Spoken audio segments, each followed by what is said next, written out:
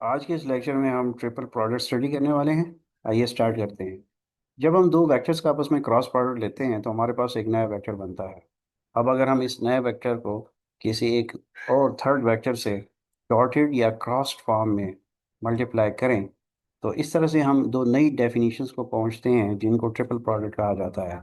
उनमें से एक है स्केलर ट्रिपल प्रोडक्ट और एक है वेक्टर ट्रिपल प्रोडक्ट। इन दोनों प्रोडक्ट्स की फिजिक्स में, स्पेशली मैकेनिक्स, इलेक्ट्रोमैग्नेटिज्म और फ्लूइड डायनामिक्स में बहुत ज़्यादा इंपॉर्टेंस है। आइए पहले स्केलर ट्रिपल प्रोडक्ट को समझने की कोशिश करते हैं। पहले इसकी डेफिनेशन देख लें। इसको हम इस तरह से लिखते हैं A dot into B cross C. इनका जो आंसर है वो एक स्केलर आ जाता है। यानी बी क्रॉस सी का जब हम प्रोडक्ट क्रॉस प्रोडक्ट लेते हैं दोनों वेक्टर्स का तो हमारे पास एक नया वेक्टर आ जाता है। उस नए वेक्टर को फिर हम इस वेक्टर के साथ जब डॉट फॉर्म में मल्टीप्लाई करते हैं, प्रोडक्ट लेते हैं, तो उससे हमारे पास स्केलर बन जाता है, जिसकी वजह से हम इसको स्केलर ट्रिपल प्रोडक्ट कहते हैं। ये रही इसकी डेफिनेशन। इसकी हम एग्जाम्पल के तौर पर पैरेलल पेपेट ले सकते हैं, जैसा कि यहाँ पे उस स्ट्रक्चर में दिखाया गया है, जिसमें तीन वेक्टर्स हैं ए बी सी, जो कि जब हम ट्रिपल प्रोडक्ट लेते हैं तो हमें इस ट्रिपल प्रोडक्ट से पैरेलल पेपेट का वॉल्यूम मिलता है। इसको हम मज़ीद समझने की कोशिश करते हैं। अगली स्लाइड पे चलते हैं जनाब। तो अगली स्लाइड पे हम इसकी ज्योमेट्रिकल इंटरप्रिटेशन या ज्योमेट्रिकल मीनिंग देखना चाहेंगे इस फिगर के हिसाब से। तो देखिए हमारे पास जो क्वांटिटी है A dot into B cross C, ये एक्चुअली हमें पैरेलल पेपेट का वॉल्यूम यहाँ से मिलता है। तो वॉल्यूम चूंकि मिलता है तो बी क्रॉस सी पे अगर हम फोकस करें तो बी क्रॉस सी हमें एरिया ऑफ द बेस यहाँ से मिलता है। बी क्रॉस सी से हमें क्या मिलता है जी?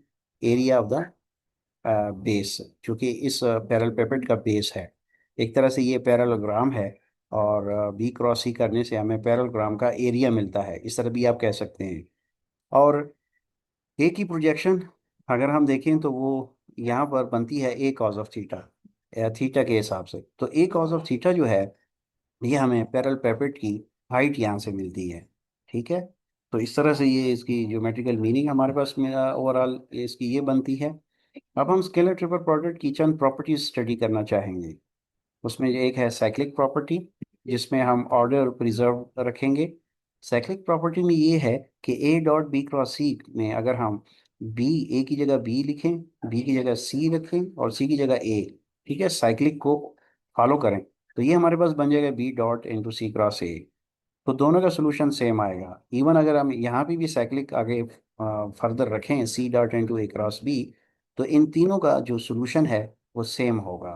तो इस तरह से साइक्लिक प्रॉपर्टी इसकी बड़ी ज़बरदस्त है। उसके बाद एंटी साइक्लिक प्रॉपर्टी देखें, जिसमें हम ऑर्डर रिवर्स रखें तो हमें साइन चेंज करना पड़ता है। यानी A dot C cross B की अगर बात करें और सी क्रॉस बी का अगर हम रिवर्स कर लें, बी क्रॉस सी करें, तो इस तरह से हमें यहाँ पे माइनस का साइन इंट्रोड्यूस करना पड़ेगा। तो ये एंटी साइक्लिक प्रॉपर्टी इसकी बनती है। चलते हैं जनाब नेक्स्ट स्लाइड पर। नेक्स्ट स्लाइड में देखें जी, हम overall A dot into B cross C को डिटर्मिनेंट फॉर्म में लिख सकते हैं। और ये बहुत सिंपल हो जाती है कैलकुलेशन इससे। ए के तमाम कंपोनेंट्स रो वन में लिख लें, बी के तमाम रो टू में लिख लें, सी के तमाम रो थ्री में कंपोनेंट्स लिख लें। तो इस तरह से इसका डिटर्मिनेंट लें, आपकी कैलकुलेशन बहुत सिंपल हो जाती है इस तरह से। डॉट क्रॉस इंटरचेंज भी हम कर सकते हैं। यानी ए क्रॉस को हम आपस में इंटरचेंज कर लें, ए क्रॉस बी कर लें डॉट सी। लेकिन याद रखें, आप ए डॉट बी को स्मॉल ब्रैकेट में बंद करके और क्रॉस सी नहीं कर सकते, ये वैलिड नहीं है। इसकी वजह ये है कि ए डॉट बी, दो वेक्टर्स का डॉट जो है वो एक नंबर बनता है, और नंबर का आप एक वेक्टर के साथ क्रॉस कैसे लेंगे? तो ये पॉसिबल नहीं है। तो ये रही जी इसकी प्रॉपर्टीज। अब हम चलते हैं next definition vector triple product की तरफ। पहले इसकी डेफिनेशन देख लें। डेफिनेशन है ए क्रॉस इंटू बी क्रॉस सी। यानी बी क्रॉस सी करने से जो नया वेक्टर आता है उसका जब ए के साथ वेक्टर क्रॉस लेते हैं तो हमारे पास रिजल्ट फाइनल वेक्टर आता है, इसलिए इसको वेक्टर ट्रिपल प्रोडक्ट कहा जाता है। ये रही इसकी डेफिनेशन। अब नेक्स्ट इसकी सिंप्लीफिकेशन रूल देख लेते हैं।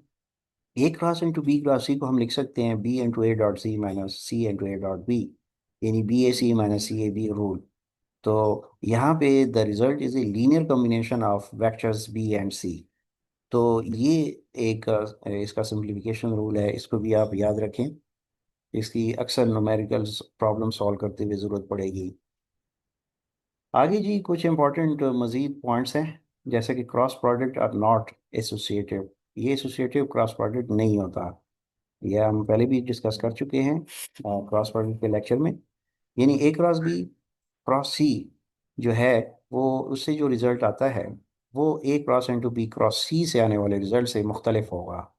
ठीक है, इसका मतलब है कि एसोसिएटिव प्रॉपर्टी इसमें ओबे नहीं होती। ठीक।